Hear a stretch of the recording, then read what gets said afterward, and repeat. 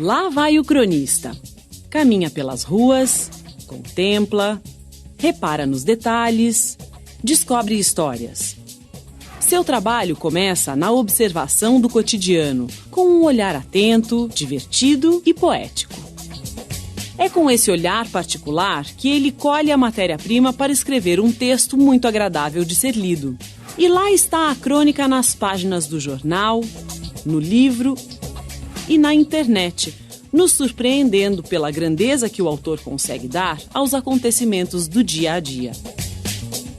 Na crônica A Vista Cansada, o escritor mineiro Otto Lara Rezende destaca a importância de olhar as coisas à sua volta como se fosse a primeira vez, como em geral fazem os poetas. Se eu morrer, morre comigo um certo modo de ver, disse o poeta. O poeta é só isto, um certo modo de ver. O diabo é que de tanto ver a gente banaliza o olhar. Vê não vendo. Experimente ver pela primeira vez o que você vê todo dia sem ver. Parece fácil, mas não é. O que nos cerca, o que nos é familiar já não desperta a curiosidade. O campo visual da nossa rotina é como um vazio. As primeiras crônicas apareceram ainda na antiguidade. Durante a Idade Média, relatavam eclipses, eventos da realeza ou ainda as viagens e novas descobertas. No Brasil, a carta que Pero Vaz de Caminha escreveu em 1500 ao rei de Portugal já continha elementos do gênero. Dava conta das impressões do autor sobre a chegada ao Brasil. Andam nus, sem nenhuma cobertura. Nem estimam de cobrir ou de mostrar suas vergonhas. E nisso tem tanta inocência como em mostrar o rosto.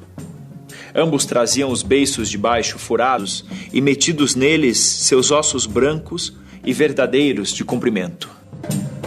A crônica tem esse vínculo com a história, né?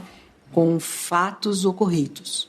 Mas o que ela tem de diferente é o ponto de vista do cronista, daquele que olha a história, olha para aquilo que aconteceu e tem um modo particular de ver aquele acontecimento. É o que acontece com o Pero Vaz. Ele vem de Portugal, ele vê o Brasil a partir do que ele conhece. E ele não consegue compreender o povo, a população que estava lá, os hábitos, os costumes. Então, ele interpreta à luz do que ele sabia. Então, nesse sentido, a gente pode considerar a Carta de Caminha como uma crônica. No final do século XIX, a crônica começou a circular nas páginas dos jornais e foi ganhando espaço e dia definidos para ser publicada. Leitura leve e agradável, a crônica não tem o compromisso de informar o leitor, como acontece com a notícia. Então, a crônica ela é híbrida, desde o nascimento. E esse híbrido está entre a informação e a não informação. Porque no momento em que o cronista começa a criar, dar comentários, pegar um fato, né, e ver à luz do seu olhar, ele deforma. Não é? Então, não é a informação que conta na crônica, mas é um modo especial de ver um acontecimento. E isso, dentro do jornal, cria uma diferença, né? Mostrando um lugar onde é possível que a ficção penetre. Além de jornalistas, a crônica atraiu escritores e poetas brasileiros, entre eles Machado de Assis, Olavo Bilac, José de Alencar e Raquel de Queiroz. Mas nem todas as crônicas que estão no jornal vão para o livro, porque essas mais datadas ficariam meio sem lugar. E a crônica literária, ela cria personagens. Então você vê que o cronista parte de vivências, da experiência, né, com acontecimentos do cotidiano. Então, aquilo que era uma pessoa ganha um status de personagem. O premiado escritor e jornalista Ivan Ângelo ajudou o gênero crônica a conquistar o gosto do público. Eu fui jornalista durante 50 anos da minha vida. Mas depois que eu me aposentei, né, eu tive convite e interesse em passar a escrever crônicas. É uma forma de continuar na imprensa, no jornalismo, mas sem fazer jornalismo. Então eu participo mais da cidade e tenho mais liberdade para mim mesmo. toca o interfone. O porteiro quer saber se o motoboy da farmácia poderia subir. Sim, claro. Daí a pouco soa a campainha da porta de serviço e é ele. Um rapaz alto, com o capacete pendurado no braço e a encomenda da farmácia na mão. Tenho de conferir a nota, dar-lhe o cheque, assinar o protocolo e é tudo. Ele sai, vai esperar o elevador no hall, encosto a porta. Só encosto, porque pretendo abrir o pacote e jogar a embalagem na lixeira. Quando abro a porta, ele ainda está lá e chora alto. A crônica, ela precisa de um contato direto com o público, com o leitor, com as pessoas que vivem na mesma cidade ou no mesmo país que você. Então é uma conversa que precisa ter o emissor da palavra e o receptor da palavra. A crônica faz essa mediação muito bem. Abri a porta já falando, amigo, e nesse momento vejo entrar pela porta do elevador com a sua dor escondida pelo capacete. Percebo na hora que havia colocado o capacete para que os passageiros não vissem que estivera ou estava chorando. Não atende ao meu chamado. A porta automática se fecha. Corro a olhá-lo da varanda. Sai do prédio, sobe na sua moto, dá a pedalada de partida do motor e segue ereto, rosto indevassável, como qualquer motoqueiro sem sofrimento. Faz aquele bamboleio na curva e é absorvido de novo pelo anonimato. Ivan Ângelo seguiu os passos de escritores que passaram por redações de jornais e se tornaram cronistas. Entre eles, Fernando Sabino, Otto Lara Rezende, Paulo Mendes Campos e Rubem Braga. O capixaba Rubem Braga escreveu mais de 15 mil crônicas. Eu acho o Rubem Braga o maior cronista, né?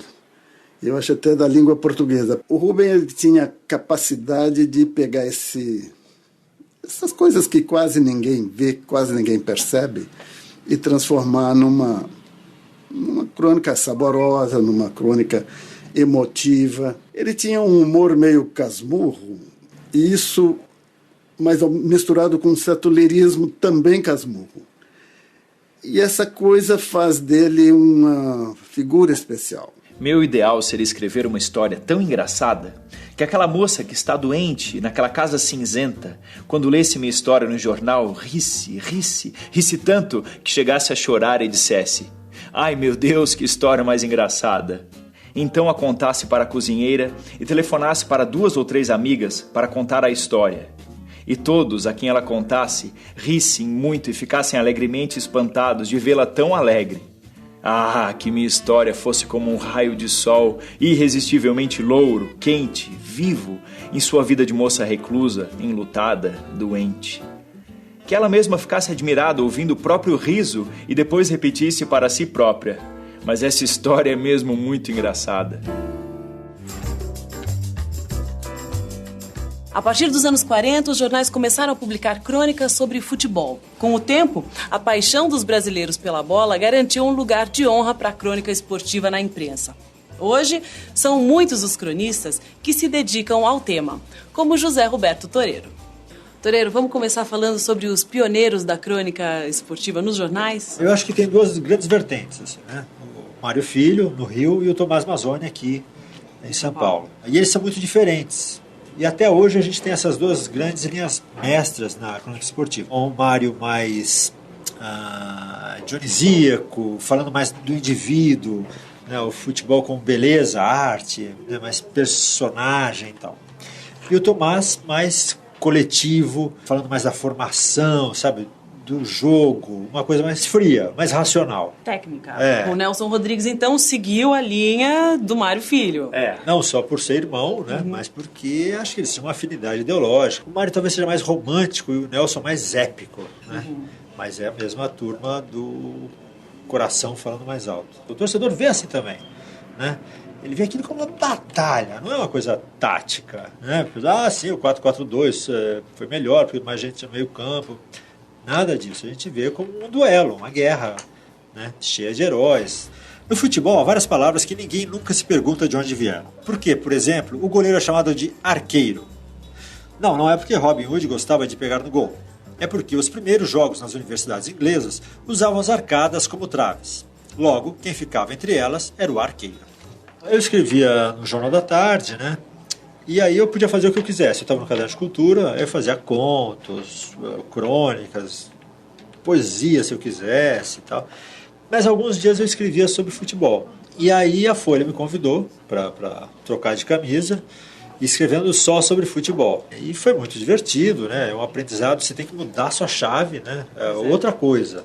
Né? Você não tem mais tanta liberdade, o que é uma pena, porque você tem que se prender de alguma forma ao fato da semana ali. Já o verbo marcar teria sido usado pela primeira vez em 1917 pelo lendário zagueiro pontepretano Sovaco de Cobra. Depois de levar um drible por baixo das pernas, ele teria dito: "Vou marcar aquele ponta desgraçado". Na jogada seguinte, Sovaco usou o verbo no sentido original, ou seja, deixou os sulcos de sua chuteira impressos na testa do atacante. Depois desse dia, o verbo assumiu o sentido de jogar próximo ao adversário, não deixando que ele evolua livremente. Falar de futebol, de um fato corriqueiro ou de uma lembrança, tudo é possível para o gênero crônica. O que importa para o autor é tratar o leitor como um amigo próximo e saber que vai ser compreendido. Consegue fazer com que ele veja a mesma coisa que o cronista está vendo. Ou interpretar determinada coisa da mesma forma poética, da mesma forma, digamos, inusitada, original. O gênero crônica continua a revelar gente nova, como Antônio Prata. Filho de pai e mãe escritores, ele recebeu grande influência para mergulhar no mundo das letras. Como é que você começou a escrever crônicas? Olha, eu acho que foi um pouco por necessidade, assim. Eu sempre quis ser escritor, quer dizer, sempre não, mas desde o fim da adolescência eu já queria ser escritor.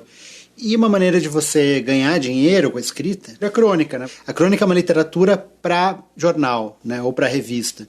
É um romance, você não escreve, você não vende, né? Você publica e se comprarem você ganha dinheiro. Geralmente ninguém compra e você não ganha nenhum dinheiro. A crônica vai no jornal, vai lá embalada, então foi um pouco por necessidade. Me chamaram para escrever na Capricho, depois eu fui para o Estadão, depois para a Folha, e aí quando eu vi já era cronista. Como é que você lida com essa tarefa diária de escrever? Da onde vem a sua inspiração? Olha, a inspiração vem principalmente do prazo. Assim, eu tenho que entregar um texto toda quinta-feira até o fim da tarde, ou eu sou demitido. Eu acho que o tema da crônica não é muito importante. Eu acho que o importante é você ter tempo de trabalhar o tema. Acho que qualquer tema. Acho que a crônica é como uma lupa que você bota num assunto. Você amplia muito um assunto. Todo o assunto, se você ampliar muito, é interessante. É como olhar uma coisa no microscópio. Essa lupa precisa de tempo para ser criada. Eu preciso de tempo para trabalhar o texto, para investigar no teclado aquele assunto. Investigando aquele assunto, eu consigo fazer uma boa crônica. O Nu de Botas, que é o último livro do Antônio Prata, reúne crônicas sobre a infância dele. Como é que você trouxe de volta essas memórias? Comecei a escrever esse livro em 2003. Quer dizer, não comecei a escrever, mas a ideia me veio ali. Em 2003 eu fui trabalhar, fazer um livro institucional da escola que eu estudei dos 2 aos 6 anos de idade. Que estava fazendo, acho que 20 anos de idade a escola. E eu passei uns 2 meses indo às aulas com as criancinhas. E ali me vieram muitas memórias dessa fase da vida. Aí eu anotei muitas coisas. E fiquei com aquilo na cabeça. E depois resolvi escrever, comecei a escrever. Aí, claro, quando eu comecei a escrever, muitas delas eu fui mudando de acordo com o interesse do texto, assim. Não interessava mais para mim se aquilo tinha acontecido mesmo, ou se não tinha acontecido, se foi assim ou se foi assado. Interessava como ia ficar mais interessante. Aí quando eu achei que tinha um pouco esgotado o meu baú e eu achei que tinha uma unidade o livro, eu mandei para a editora. Se você for sempre reto aqui, sabe onde chega? Aonde? Na África. Mentira. Sério, meu tio que me contou. Eu e Fábio Grande ficamos um tempo calados, os pés na areia e os olhos no horizonte, recordando tudo o que já havíamos visto em livros, filmes e programas de televisão sobre o continente negro. Tem leão na África, eu disse. Tem girafa também. E rinoceronte. Depois de mais alguns segundos de silêncio contemplativo, Fábio propôs. Vamos lá?